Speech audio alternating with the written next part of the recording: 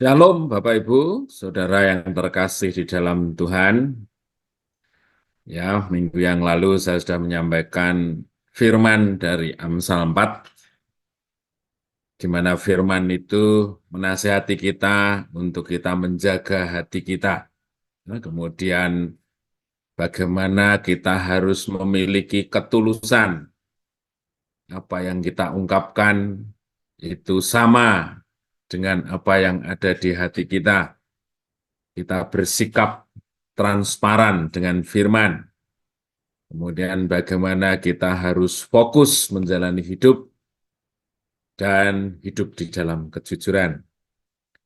Firman hari ini saya akan ambil dari Amsal 25, ya, di mana firman itu antara lain mengatakan mengenai kekhawatiran, ya, hal kekhawatiran.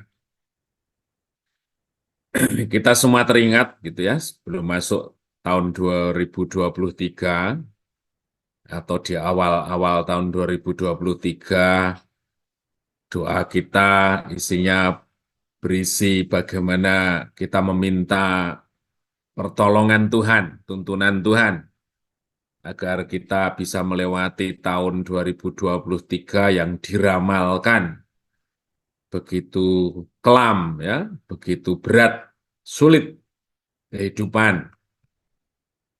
Apakah benar-benar sulit? Nah, seandainya sulit pun, di pagi hari ini itu kita semua merasakan bahwa kita sudah melewatinya.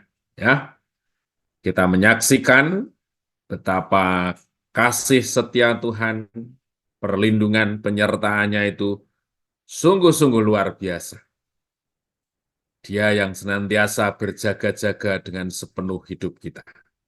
Ya, kita melewati tahun 2023 dengan kondisi yang tetap baik di dalam Dia. Nah, itu yang senantiasa mengingatkan untuk kita memasuki di tahun 2024 bahwa hal yang jauh lebih besar, kasih setia yang tidak berubah, perlindungan dan kekuatan alat Allah yang luar biasa itu tetap di dalam penyertaannya di dalam hidup kita. Nah, Amsal 25 ayat 26 sampai 28. Itu firman Tuhan berkata demikian. Ayat 26, seperti mata air yang keruh dan sumber yang kotor, demikianlah orang benar khawatir di hadapan orang fasik. Ya, di sini digambar, ditunjukkan bagaimana sumber air yang tujuannya tentu untuk memenuhi kebutuhan air bersih, tetapi kalau yang di sebelah kiri itu adalah airnya keruh dan kotor, tetapi yang di sebelah kanan itu adalah jernih. Gitu ya. Nah, ini adalah satu gambaran yang dinyatakan bagaimana sikap hati kita itu terjadi dan bagaimana mempengaruhi banyak orang. Jadi, kalau seandainya orang percaya itu khawatir, maka itu diibaratkan sebagai sumber air yang keruh dan kotor bagi banyak orang. Nah, kita disebut sebagai orang percaya, tentu hal yang nampak jelas di dalam hidup kita adalah hidup yang penuh percaya. Ya, sedangkan kekhawatiran itu adalah satu ekspresi yang menunjukkan ketidakpercayaan. Ya. Jadi artinya kalau yang disebut sebagai orang percaya saja tetapi kita menunjukkan ketidakpercayaan, tentu posisinya menjadi aneh. Kita bukan sebagai saksi. Nah, di firman tadi menunjukkan bahwa seandainya kita tidak menunjukkan kepercayaan kita kepada Tuhan, maka itu berdampak kepada orang lain. Orang yang tidak percaya ya bagaimana dia akan diterangi oleh firman, bagaimana dia akan mendapatkan kesaksian batin mereka bahwa kita yang seharusnya menyatakan kasih setia Tuhan, kepercayaan penuh kepada Tuhan, tapi dengan kekhawatiran yang ada di dalam hidup kita, itu tentu membuat mereka tidak percaya kepada firman Tuhan, tidak bisa melihat bagaimana kesaksian Allah di dalam hidup kita. Jadi mari Bapak Ibu Saudara, ketika kita memasuki tahun 2024, kita memiliki hati yang optimistik. Kita sedang tidak melihat siapa diri kita, seperti apa kondisi kita saat ini, tetapi sungguh kita melihat kekuatan, penyertaan, perlindungan Allah, kasih setianya yang tanpa batas untuk kita dapat berjalan di tahun 2024.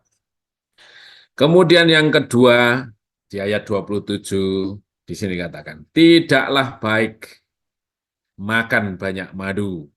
Nah, kalau kita lihat madu itu ditampilkan dalam satu cairan yang pekat, gitu ya, rasanya manis luar biasa. Selain dia mengandung protein yang tinggi, kalorinya tinggi, juga gulanya tinggi sekali, ya. Sehingga memakan madu itu kalau dalam porsi yang benar itu sungguh menyehatkan kita. Tapi kalau terlalu banyak, ya itu tentu tidak menyehatkan. Sebab itu biarlah jarang kata-kata pujianmu. Banyak orang ya yang menyampaikan sesuatu, memang tujuannya mungkin agar orang lain percaya, agar orang lain merasa bangga atas dirinya, tetapi dengan menggunakan kata-kata pujian yang berlebihan.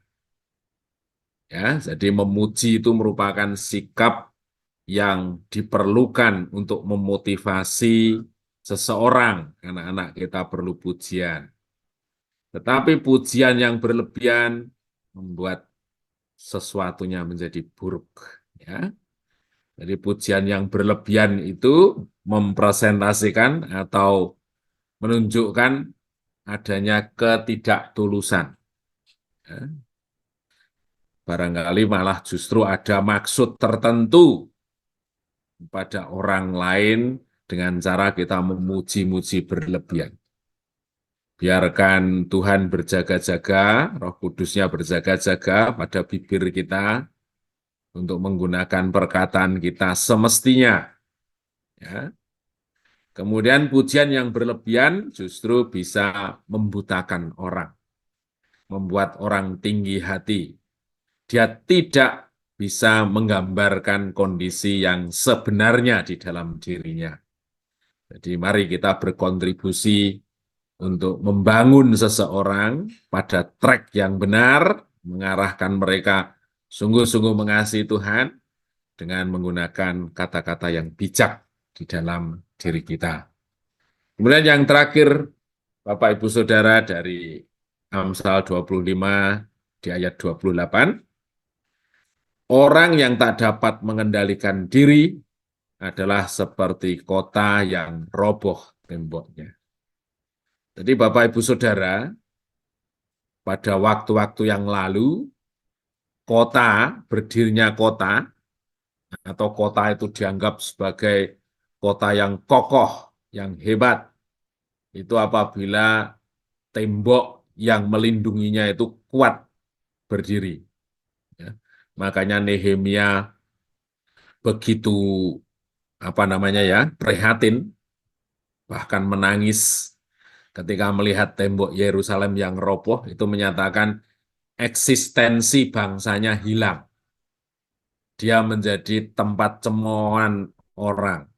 Ya, tentu kita semua juga merasa sedih kalau negeri kita di antara negeri-negeri yang lain dikatakan sebagai negeri yang terkorup, ya, negeri yang rakyatnya mudah melupakan masa lalu sehingga memelihara ketidakbenaran.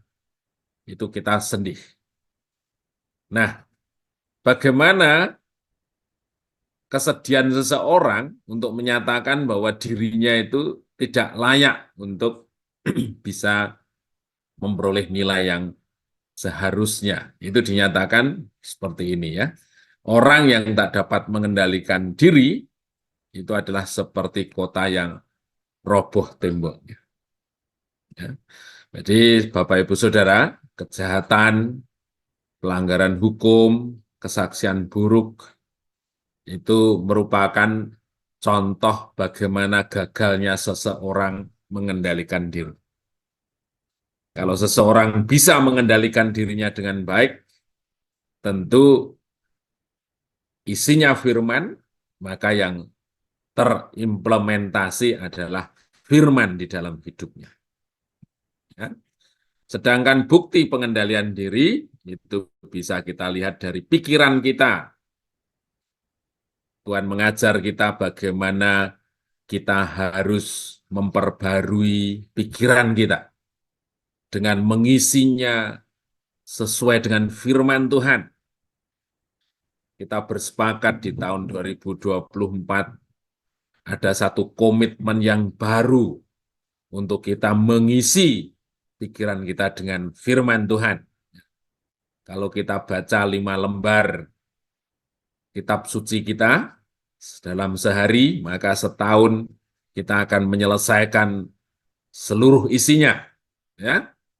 Dan tentu ketika kita berkomitmen mengisi pikiran kita dengan firman, maka mau tidak mau di bawah alam sadar kita akan terbentuk bagaimana firman itu mulai terimpartasi dalam kehidupan kita. Perkataan dan sikap. Mengapa orang semakin mudah gagal dalam mengendalikan diri? Kita lihat di waktu-waktu akhir ini, bagaimana kejahatan sedemikian rupa terjadi.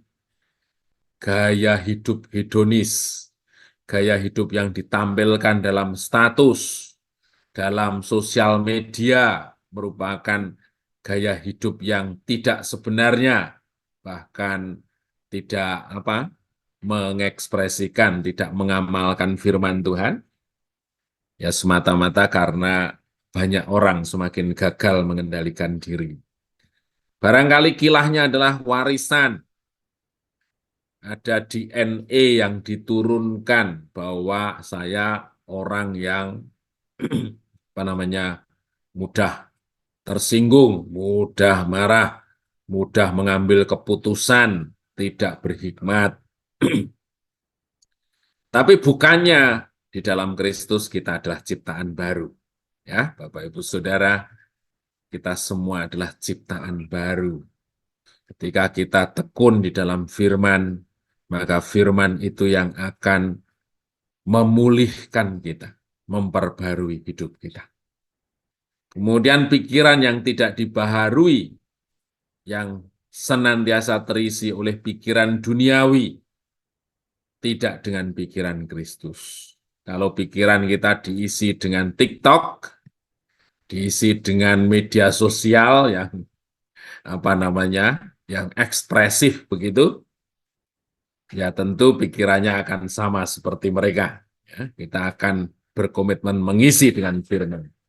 Kemudian hidup yang tidak mau menyangkal diri. Matius 16 ayat 24. Sebelum kita mengikut Tuhan, ya, kita teringat bagaimana Tuhan Yesus mengatakan, kalau kamu mau mengikut aku, yang pertama adalah latihan menyangkal diri, baru memikul salib, kemudian baru mengikut Kristus. Jadi saudara-saudara, di pagi hari ini, firman Tuhan ini mengingatkan untuk kita berkomitmen, kita menjadi murid yang benar, kita menjadi pengikut Tuhan yang setia, kita tidak takut, kita tidak khawatir, kita akan melihat tahun 2024 adalah tahun kegerakan yang luar biasa, bukan berbicara tentang siapa kita, tetapi kita sedang menyampaikan Allah yang luar biasa. Terpujilah nama Tuhan, mari kita berdoa.